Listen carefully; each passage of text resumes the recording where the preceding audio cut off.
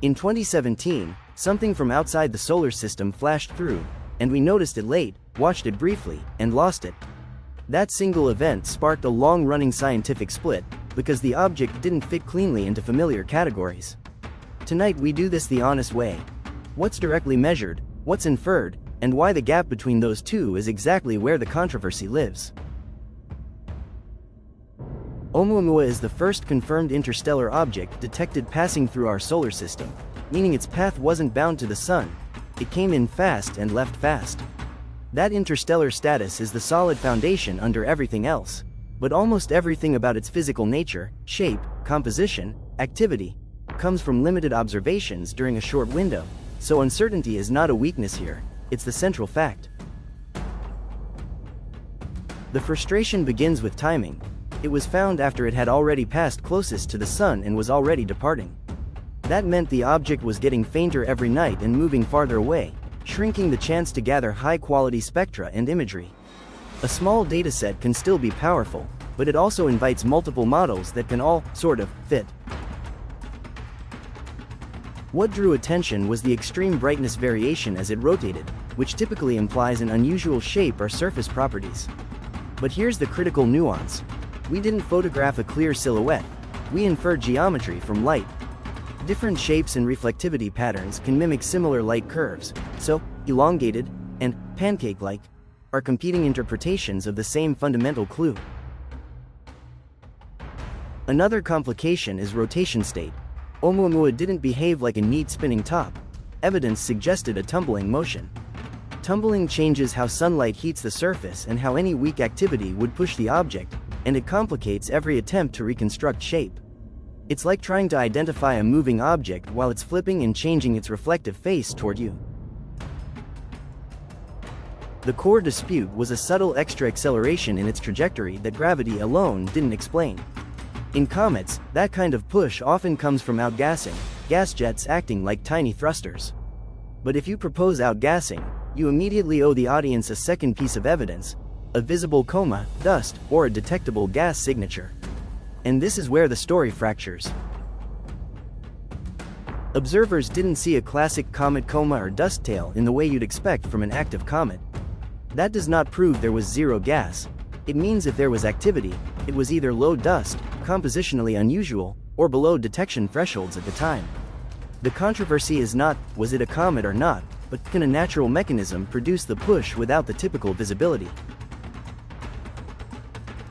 Some follow-up observations put constraints on certain volatile gases and on how bright a coma could have been without being noticed. Constraints don't give a single answer, they carve away the easy explanations first. After that, the remaining ideas tend to be either more exotic, unusual ices, unusual structure, or more sensitive to assumptions, shape, mass, reflectivity.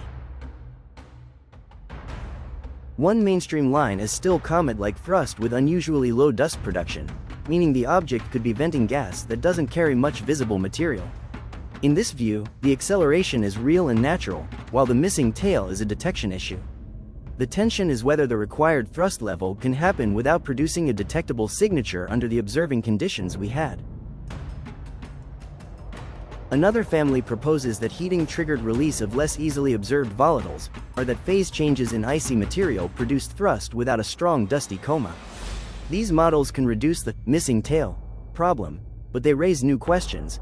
Could such materials survive long interstellar travel?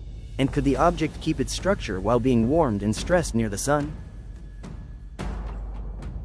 The most controversial path is sunlight pressure. If the object had an unusually low mass-to-area ratio, radiation pressure could create a measurable push. This idea becomes sensational because it resembles a sail, but the scientific question is narrower. Can nature produce a geometry or structure that behaves sail-like without being engineered? Critics argue the physical requirements are extreme. Supporters argue the data leave room because the dataset is thin.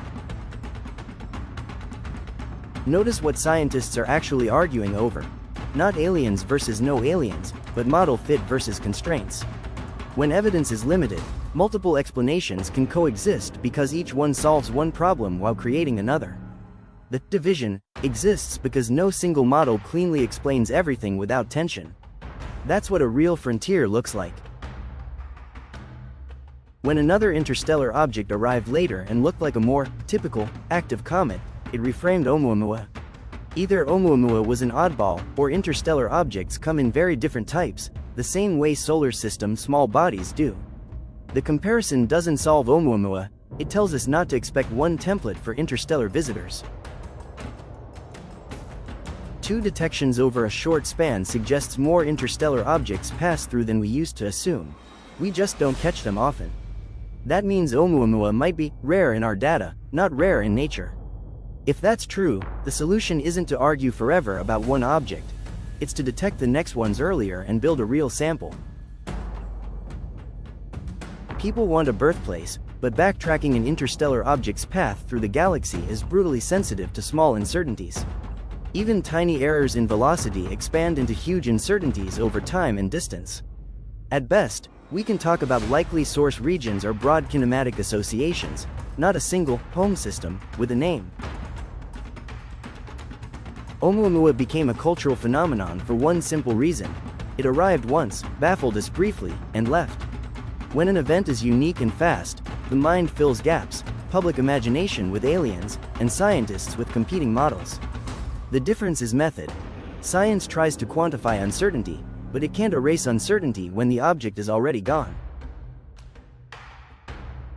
The clean way to end this type of debate is simple in principle.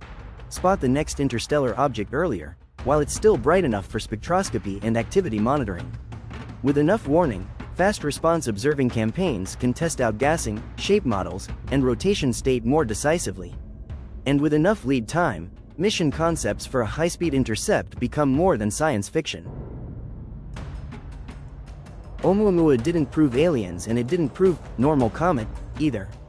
It proved something more important: interstellar visitors can surprise us, and a small dataset can split a field when the object is genuinely anomalous.